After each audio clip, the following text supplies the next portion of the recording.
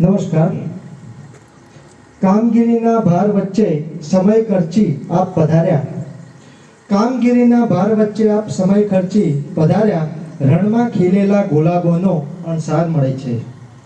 અહીં આ કાર્યક્રમમાં ઉપસ્થિત પૂજ્ય કેપી પાટીદાર સાહેબ, additional collector DRDA Sabarkantha, DEO Sabarkantha Sushri Mitaben Gadhvi sir, DPO Sabarkantha Shri Kevirbhai Upadhyay sir, DO કચેરીની શોભા એવા તરુણાબેન દેસાઈ મેડમ, સંદીપભાઈ પટેલ સાહેબ, સાબરકાંઠા જિલ્લા શિક્ષક સંઘ પ્રમુખ શ્રી વિનયભાઈ પટેલ સાહેબ, સાબરકાંઠા જિલ્લા શૈક્ષિક સંઘના હોદ્દેદાર મિત્રો, બીજા તમામ આમંત્રિત મહેમાનો, BRC CRC મિત્રો, મુલાકાતી શિક્ષક મિત્રો, ઇનોવેટિવ શિક્ષક મિત્રો, ભવિષ્યના શિક્ષક મિત્રો અને વ્યવસ્થામાં જોડાયેલા સાથી મિત્રો, આપ સૌનો આ કાર્યક્રમમાં પધારવા માટે ખૂબ ખૂબ અંતઃકરણપૂર્વક આભાર માનું છું. અને પાટીદાર સાહેબે જે વાત કરી કે શિક્ષક વાંચશે નહીં તો કહેશે શું, કઠિયારો કુહાડીને ધાર નહીં કાઢે તો એ કાપશે શું, સુથાર એનો રંધો બરાબર નહીં રાખે તો એ ફર્નિચર કઈ રીતે બનાવશે.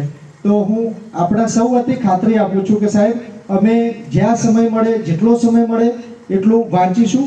આપણે એક ડિજિટલ લાઇબ્રેરી ચલાવીએ છીએ, તો જ્યારે આપ ડાયટ ઈડરના સ્ટોલ પર મુલાકાત લો ત્યારે અમારા નંબર પર વોટ્સઅપ કરજો.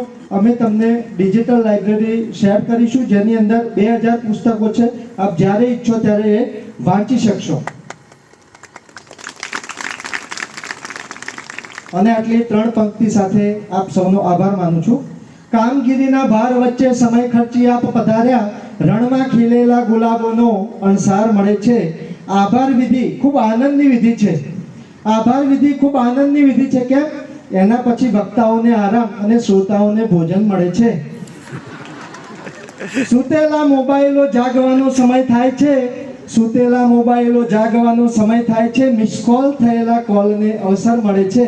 આભાર વિધિ ખૂબ આનંદની વિધિ છે.